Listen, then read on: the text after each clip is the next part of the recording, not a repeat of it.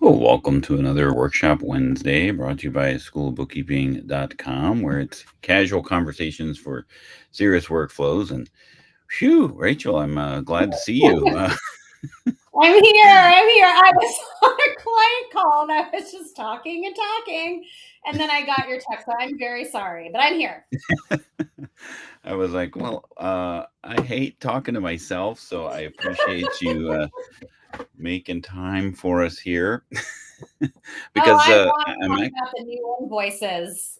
yeah, I'm very interested in your opinion of of this because what we're talking about today is the new invoice experience, and I'm using the air quotes there because that's the term that Intuit has bantered about, that this is all a new experience, and some of the things that you're supposed to be experiencing with this new experience. And you, as an accountant, bookkeeping professional, may be experiencing some of the things that you didn't intend to experience, and that's what we're going to kind of unpack here today.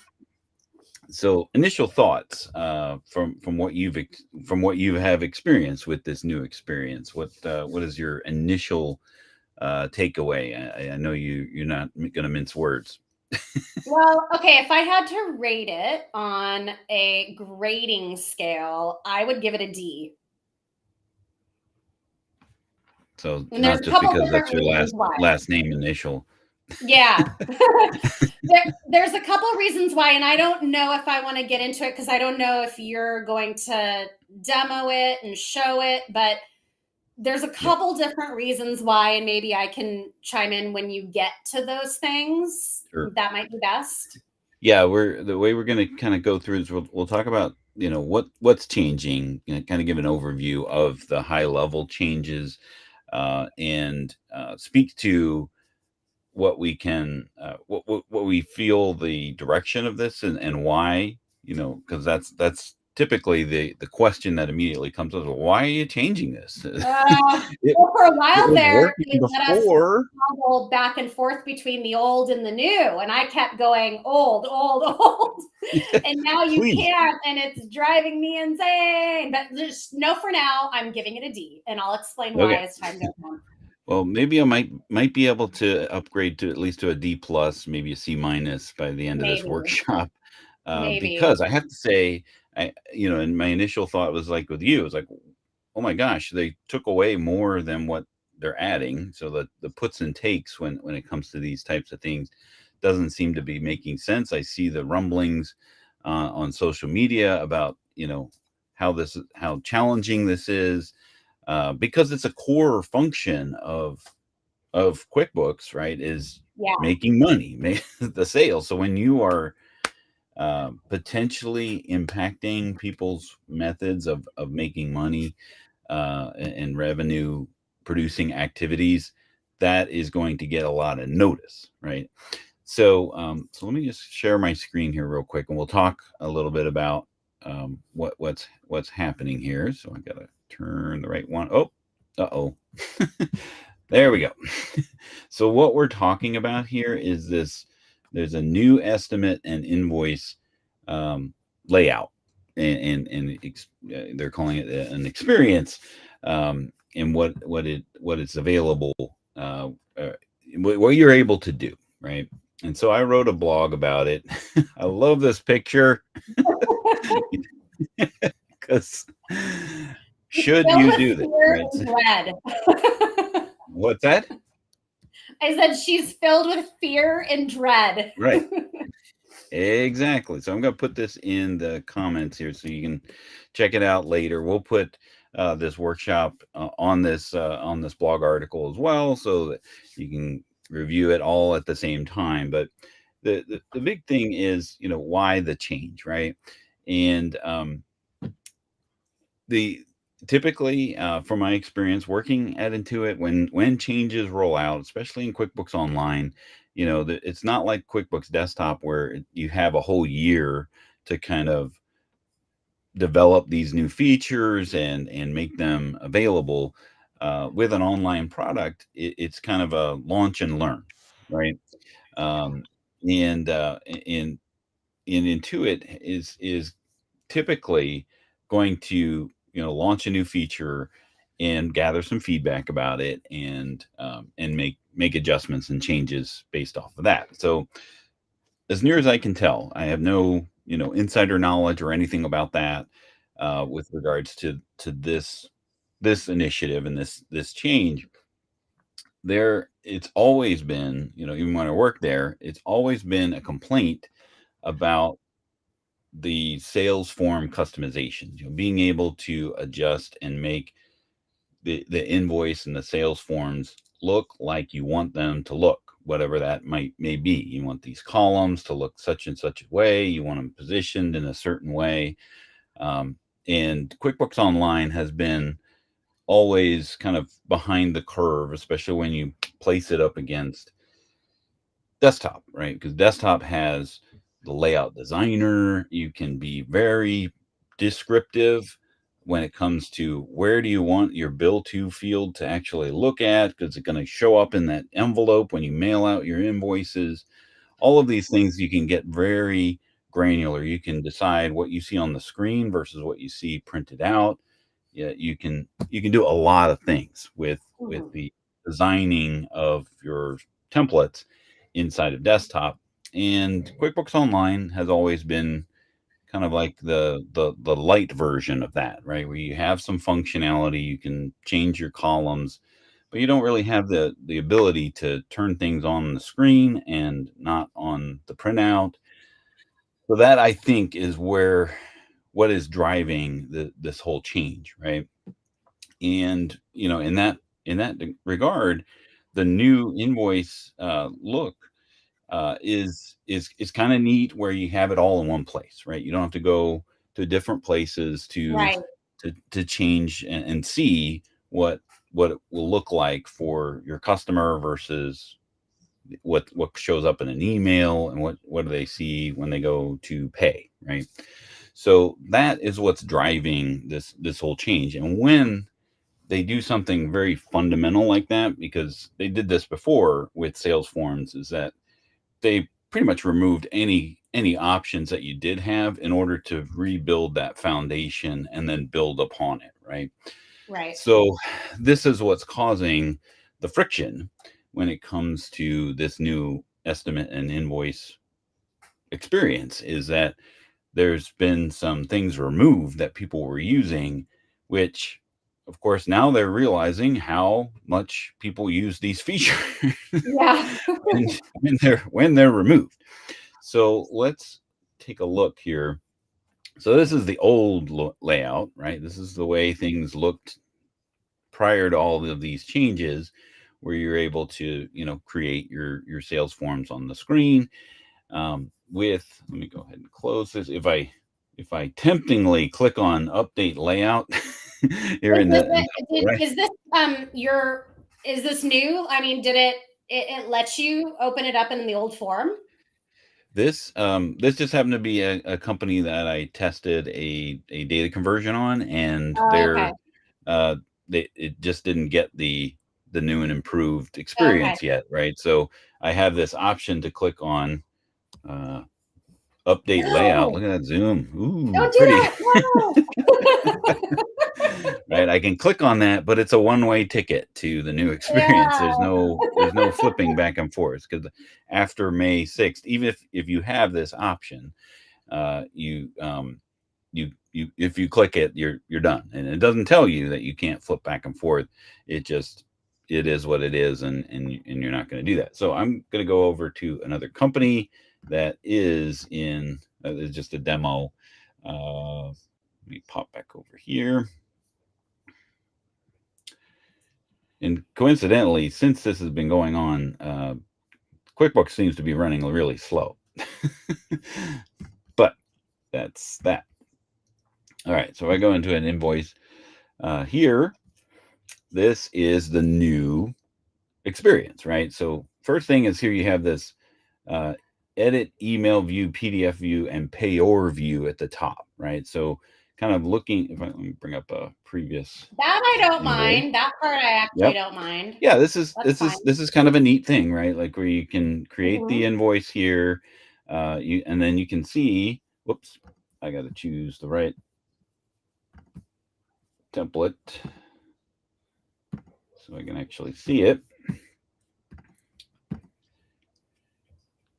You can see what it looks like when it's emailed. You can see what the customer will see when they open it, and then when they, if you have QuickBooks payments enabled, it'll be what they'll see when they get the email, right?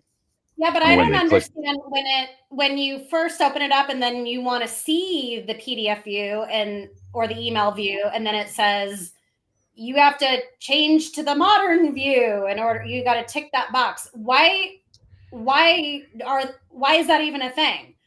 Why do you have to uh, do that step in order to see it?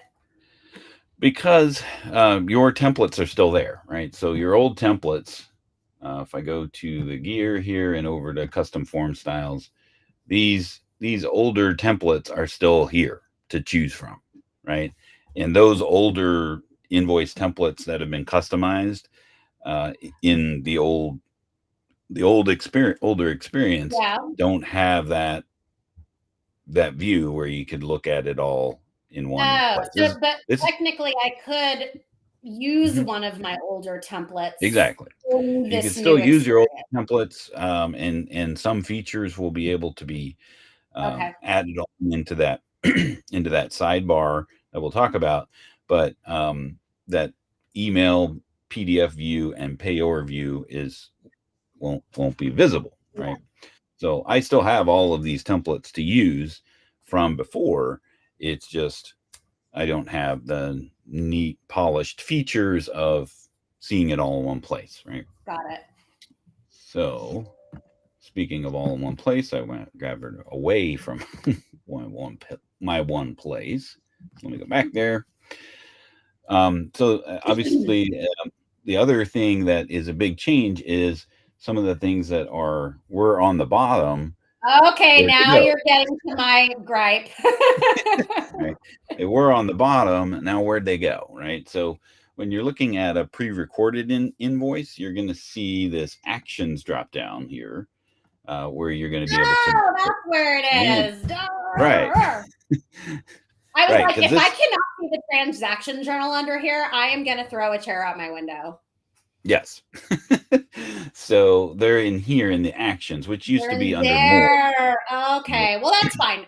But it caused me confusion. And right? here's why, because I'm sure you do this too. I'm talking about for cleanups. A lot of times, if they're in, I deal with a lot of inventory. I know you do too. And a lot of times if I'm doing cleanups and I want to look at the transaction journal and what's been going on with older invoices, I was like, where the heck is the transaction journal? And so Jamie and I were having to like go in through the P&L and were these posting cogs? I don't know. And we were having to like go in from all over the place to try and determine if these were posting cogs or if they weren't. And I was Mm-hmm. like, did they do away with this? Like, that's why I gave it a D. But Yeah. if that's Now we're still up to there, D plus. I'm now coming up to a B minus. It's Oh, being okay. raised to a B minus. We'll see if I can get it That was a an A. big Yeah. red mark on the essay.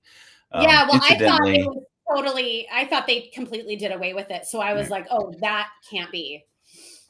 incidentally, even if they didn't have it there, there's a keyboard shortcut, which is Control Option Y. Okay, that didn't work.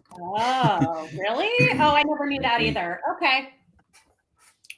Control Alt Y if you're on a window. Okay, it was working a second ago. Maybe it's Command Y. Yes, Oh, Command Control Y. Command Well, Y I don't have Command, but is I the do trans. have the little It's a little Windows. Apple key. Yeah, Yeah. your Well, I Windows have, key. you know what? Even though I have a Mac, I have a Windows keyboard because my Mac Oh my one broke. goodness. And so I have the little like Windows thingy, and that acts as my command. Yes, Okay. but There we go. it's basically what you get. Oh gosh, why is this not working? There we go. So bringing up this window Yeah. gives you all of the command or the keyboard shortcuts, but this is Control Command or Control on a Windows machine, Control Alt Y. You know, I want to Okay. understand why this is posting where it is. That's what that's what brings up the journal. If you also have the right tool extension, you can program that, in your right tool Yeah. extension as well. Anywho, Well, uh, can you program in Right Tool? Can you do bring up transaction journal as a I favorite? was talking to Hector about it, and he was thinking that he was saying something that you could, but either way, there's the keyboard shortcut. Okay. Um, but that does that. Okay, so anything that you're needing to do as far as changes to the invoice itself that you see on the screen is going to be from this manage gear, because there aren't enough gears inside of QuickBooks. There's another gear here, right? So you've got your default settings, which will take you to sales settings. So that if you need to turn on shipping or if you need to turn on discounts globally, that will take you to your settings. You've got your actions here, which can make a copy, delete, void. You see your audit history, as well as that transaction journal, your status. So, what is that activity? So you can see whether it was viewed, whether it's paid, deposited, those types of things will show in the status dropdown. Customization is where you're going to be adding or taking away columns. Now, the new invoice actually will tell you what's hidden from customers. So, in this case, the business or the location tracking that I had turned on is hidden. Class is hidden. So, which will give it an idea when you look at it in the email view or the PDF view that they won't see that, but you can see it on the screen whether it's hidden or not.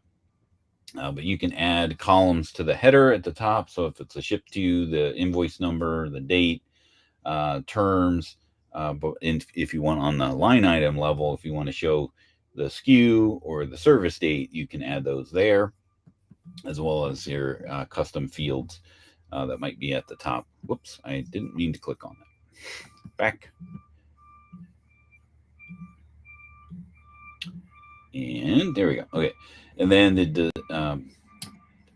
this is what I think that this payment options, this is what was driving, not just in the sales form customization, but this is probably what was driving the the the the main force driving behind the change here. Yeah. With payment options, you're able to. I don't have payments turned on here, but you can activate your how they're paid, which you could do before, but now you're going to be there's an additional option, which is being able to accept through Venmo and PayPal. Now, people would say, well, why don't I just accept payment through Venmo and PayPal outside of the invoice? Well, this is doing it all under the umbrella of QuickBooks payments, right?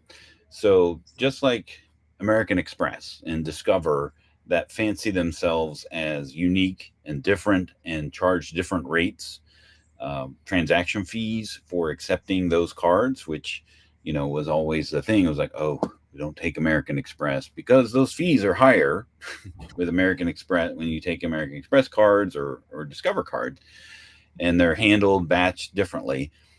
QuickBooks Payments puts us all under one umbrella. So what this allows you to do is to take those payment methods, but the fees are homogenized. So they'll all be the same fees, and the experience of what happens to those payments will be homogenized as well and be under the QuickBooks payments experience, right? So we love QuickBooks payments here. I So love it. so this is a nice feature to have and to offer, because we're going to talk next week about PayPal, Oh, I right? love And PayPal. the Love things, PayPal.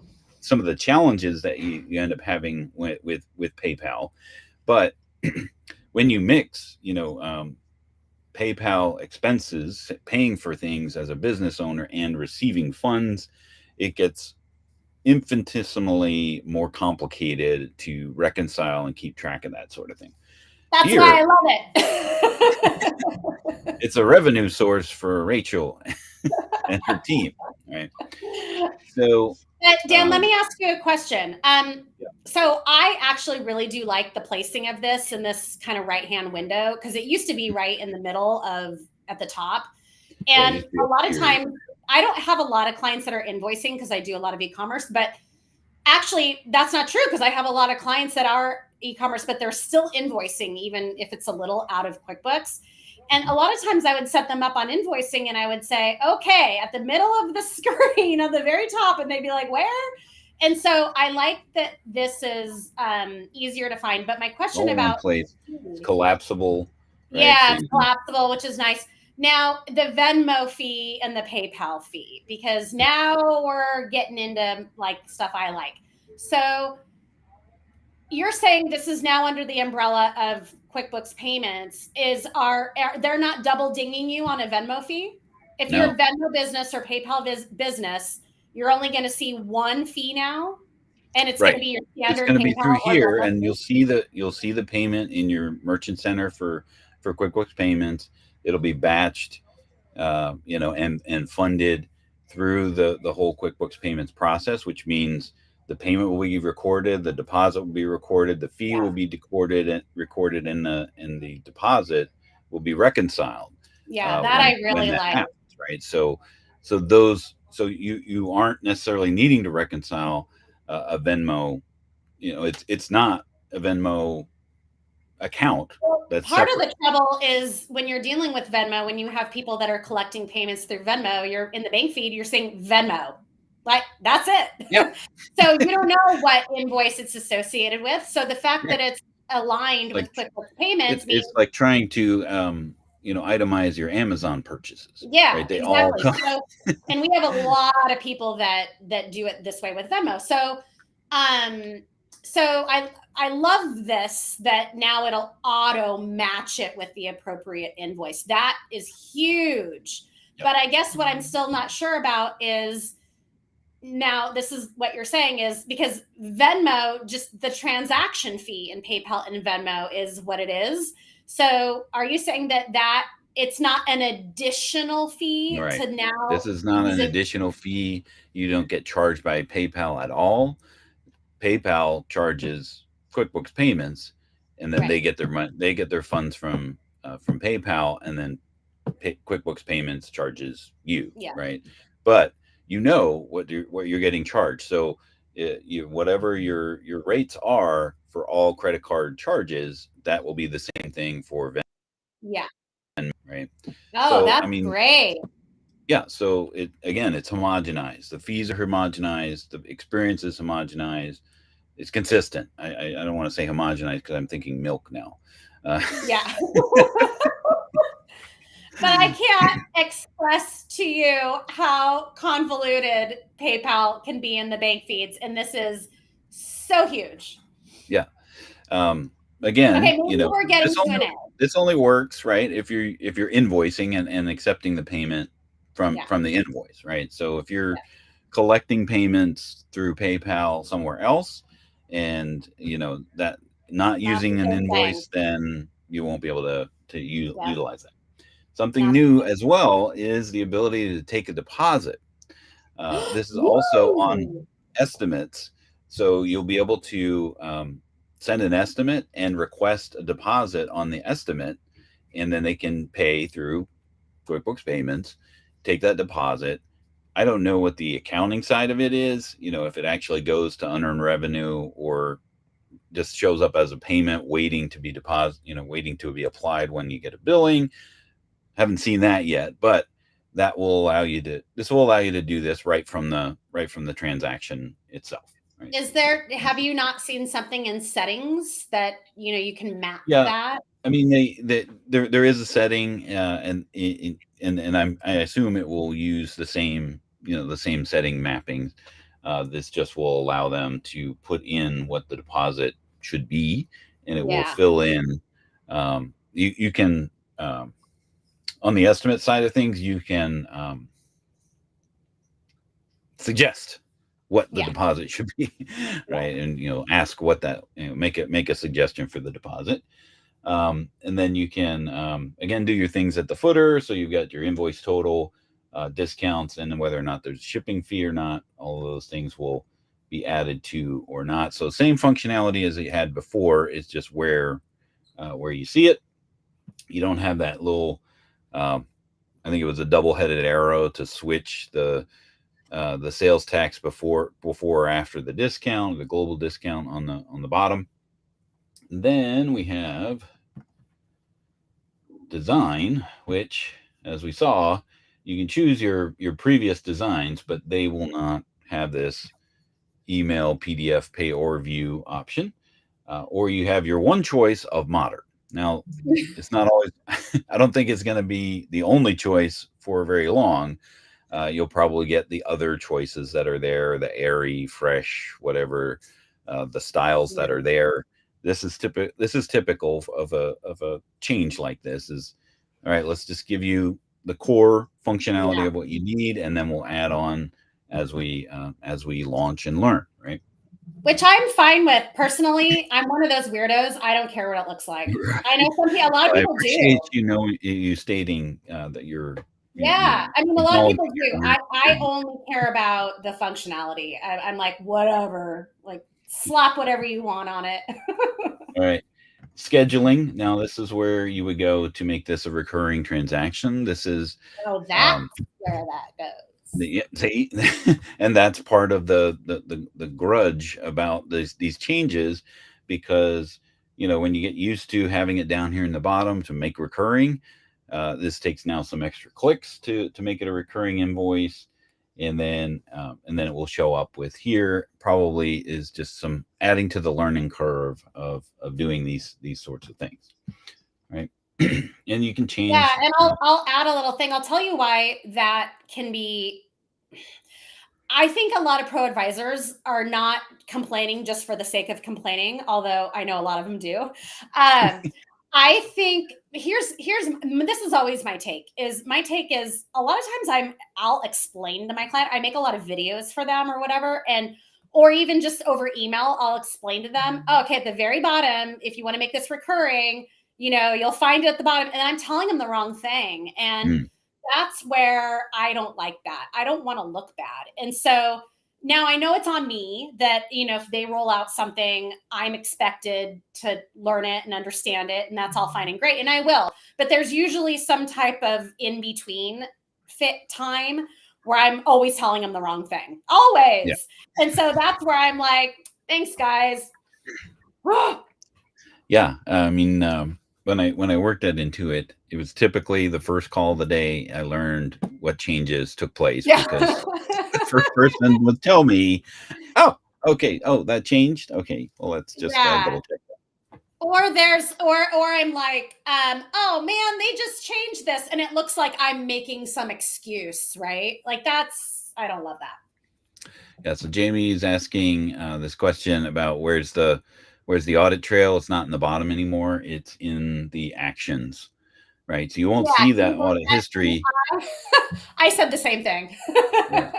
You won't see the audit history on a brand new transaction because it's not been recorded yet. On a previously recorded Yeah. transaction, that will be there. Hide that, and then down at the bottom, so we got the scheduling piece. Let's go.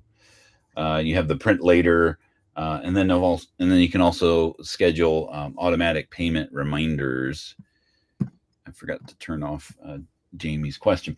You have the automatic payment reminders, which, if you don't know it's turned on, um, you may want to make sure that you check this out, because it will invoice them 3 days, potentially 3 days before on the due date and 3 days after it's due. So if you don't have those turned on, it's not automatically going to send that, but it will Oh, so send it those defaults if to them being off. um I don't know what the default is because I've played around with it so many times. I don't know Okay, I'll go in. what the I'll go in default then. is, but you may want to look at it, especially the first Yeah. time that you click on the update now if because you won't have a choice, right? Because this will ultimately be rolled out to everybody, even if you have the old view. And then once you have a customer on there, you also have access to the customer reports of open invoices and all transactions for that customer. So Well, it's a nice that's nice. launching point for an all-in-one place, which is, I think, the intention of all of this is to put all of your invoicing actions and things that would be customer related on one screen and use that as a launch pad. You know, Yeah, so I like that it actually. so after all of that, where do we sit now with your grading scale? I think we've come up to a solid A minus. And the only Oh, reason I'll tell you why it's an A minus is uh-huh. because the print is too small. But Yeah. other than Well, that, I that's know what Zoom's for. I'm like an elderly lady. I can't see anything. Wait, you mean you can't read that? What's wrong with? But I don't mind it. Yeah. And that's the thing is actually when I was it kept you kind of were toggling back and forth between the old and the new before. I mean, Mhm. not yeah, before. And the newer one was fine. I didn't really have a problem with the design. But the first few things I noticed was like, dang, this print is small. And where's all my things at the Mhm. bottom? And that was my original gripe with it. But Yeah. now I know they just moved them around. As long as they don't take that ability away. Right. So let's talk about some of the things that are not possible that were Oh possible before. yeah. Right. So price rules. If you didn't know they even existed, it's not a huge thing. But if you were using price rules, they aren't available on this new experience. Doesn't mean they will always never be available. It just means that today, as of May 15th, 2024, at 1:35 Eastern time, it's not available, right? Other features that are missing: the reference links displaying matched transactions, like the old experience had the, you know, connected transaction of, this has been, there's too many two estimates or two payments. That kind of history that isn't currently there. If it was matched to an online banking transaction, that reference link isn't there. We'll talk about price rules because I did come up with a workaround. Adding previous attachments. I'm not sure what that means. As far as attachments, you can attach things, and the attachments will be there. So I don't know if they were previously attached, if they come along for the ride. What Maybe exactly they that mean if means you by that? copy the invoice, Maybe, or yeah, you know how sometimes you change an invoice or something and it'll ask, do you want, like, if you change it you'll lose your attachment or something. Like, wasn't there some kind of alert like that? yeah. Maybe that's not going to be I there don't anymore. You use I automatically don't lose use it. enough attachments to really understand what it is that they're doing there, or what is gained or lost. The attachments, I'm sure, are still in the attachment list, Hmm. and you may have to reattach. If something Yeah, gets lost there, which of course is wasting valuable seconds, uh, of your day to be able to do that, sure. and it is a nuisance for sure. Billable mileage tracking. So if you're using the mileage tracker and you're billing it back to the customer, the mileage tracking doesn't show up on the sidebar that shows up. But this other big one here is copying estimates to purchase orders. That functionality is, if you were using it, it was definitely a nice option. I haven't gone into too much detail to see if you just start a purchase order and estimates show up on the sidebar like they used to, or if that is even But an wouldn't option. that be in the in the bill section? Why would that be associated with an invoice? If you're creating an estimate and you're purchasing it directly, if you're if you're making the order specific for the customer, you could in prior as Oh, prior I see. Okay, experience, okay. you could copy the entire estimate to the items And then I on the should do an estimate invoice to to a bill purchase them. order, Got which it. makes it a pain. So now after the workshop, I want to play around with seeing it from the purchase order side of things, see if that works or not, because I want to get back to this price rules thing.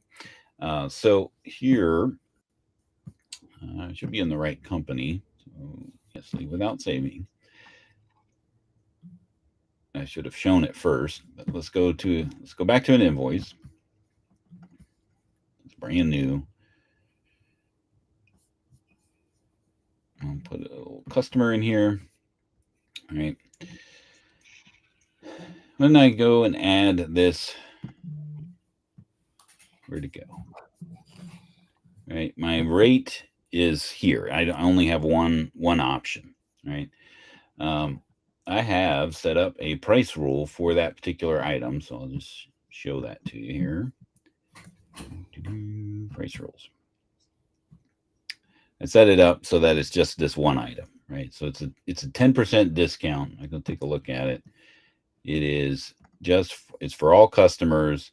Uh, oh, actually, it's for a variety of items, but it gives them a 10% or yeah a 10% discount. Which is, this is more. Oh, that's right.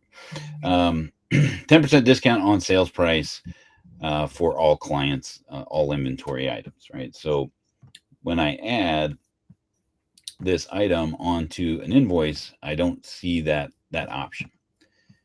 So the way to get around this, if you are using price rules, you can use an unknown feature because I know nobody knew about this when I was working with them. It's like this delayed charge and delayed credit. They still are in the old format, right? So if I wanted to use I've never even this, used this. right, exactly, you are not alone in in this process. So what a delayed charge and a delayed credit is they're non-posting transactions that look like that feed into invoices or credits, right? Oh, yeah, okay. So you can set up these delayed charges ahead of time, right? And then Yeah. just I'm going to put a bunch of them in here. They still have the drop down here for the price rules, right? So I can choose Oh, and what this is it's choosing the 10% discount price rule yeah. here, right? So I'm going to save this. That was 123 schedules. Man, Dan, you are good. Where there is a You have all will, kinds of there's a sneaky workaround. things up your sleeve. Yeah, Right. that's really So cool. now I'm going to go into the invoice. I'm going to choose 123 schedules. And lo and behold, here's that delayed charge that I can just add They to pop the up on invoice. the, yeah. And now those items are there with the right price, right? So that is one way to get around this, because the challenge is you can't use price rules at all, right? On an invoice, you would have to go through and modify the price, all the time, or use a discount line item, or global discount, um, Yeah. various other things, but you're probably never exactly as precise as the work you've already done to set up your price rules, right? I So wonder using a why they delayed, didn't add that. I feel like it I'm sure it'll be feels, back, yeah, right? I mean, that's I'm what I was just sure. gonna say. It feels like maybe something when they engineered this new format, maybe it just didn't work right with it. Maybe they're still working on it and we'll see it. Yeah, it's usually one of those things that, well, this is because the way it was best described to me when talking about the coding of this is imagine a ball of rubber bands, right? Mhm. And that's the QuickBooks online code, right? Or any software is a ball. The code is a ball of rubber bands, and they all have and they work the way they work today as that ball of rubber bands. Now, if there's a defect, a breakage, and it's on the inside of the rubber band, they got to pull back every rubber band and fix the underlying source and put all the rubber bands back in the exact same way. You sound Right? like you're describing a cleanup that I'm working on. I Are wish they a people rubber could band company? understand that definition of what is going on in a very complex cleanup. Yeah. So that it's this Humpty Dumpty, right? It had a great fall, and trying to put it all back together again in the exact same method. Sometimes those rubber bands don't get aligned. Maybe you've got a different thickness when you try to put things back together of the different rubber bands, and this is one of the outcomes of that Or, sort of thing. It's or like, okay, well, sometimes we're you not put going to a, be able to use price rules with all of this stuff, with all the rubber bands that we put back together, right? And then it's going to be another project to figure out, yeah, okay, what exactly did we do wrong here? And it's far easier sometimes to just turn off a feature than try to, yeah. because there could be unintended consequences of the feature being in there, right? Well, yeah, because then I you're don't affecting other things. You exactly. could screw something up. But I was going to say, So or it's like if I am like putting an IKEA piece of furniture together, and then there's a whole pile of screws on the floor that I didn't exactly, use, and my where'd that husband's like, extra part come from? "Yeah," my husband's like, "I don't think it's supposed to be like that," and I'm like, "Don't worry, it's fine." That's where you get the spouse to sit on the chair first. You try it. Now I just don't put things together. Yeah, exactly. I So leave it to the expert. eh, exactly. So we have, you know, this whole thing of, okay, well, we just had to remove some rubber bands so that we get the initiatives that we want to see happen, and the foundation is there, and we'll add those things back on, right? So the thing in the mobile app, right? There's a couple things in there, like you can't support multi-currency on this in the mobile app, but you can on the web. So Yeah, yeah. these are some of those things that we need to provide feedback constantly. In the upper right here, we have this whole, whoops, control scroll, there we go. The feedback button, which actually does go somewhere, but QuickBooks has millions of users, and if everyone's putting in feedback about this, um, I think the best way I could describe it is that it's not a griping place, right? It's not a place to gripe. It is a place to put in actionable feedback, right? Mhm. Um, one of the guys data analysts I used to work with, he says, "In God we trust. All others bring actionable data." Right, Well, you right. never know. So I mean, it might be something that they hadn't thought of, and exactly, I'm yeah. sure they probably, you know, haven't thought of everything, and so I'm sure from time to time there is something that somebody suggests in feedback that they're like, "Oh Hmm. yeah." Yeah, I mean, but this is just not the place to put in "this sucks" and that's your feedback, because that's not actionable. Like, well, what would No, make it and you suck already tried less? that and it didn't work. Yeah, exactly. Just kidding. So, what would make it suck less is what they're looking for, and Yeah. give them, steps to duplicate if you can, like here on this screen, or provide screenshots or things of that nature, so that if it's duplicatable, it's fixable, and that's what they would need. Hey, Matthew, good to see you, Yay, Matthew's here. and we're just about done. Yeah. There you go, Matthew. So that let me just make sure I covered everything we did. Yeah, feedback. So But there are Matthew, some we nice. will have to show you this cool workaround that Dan described with price rules because it is Yeah, very cool.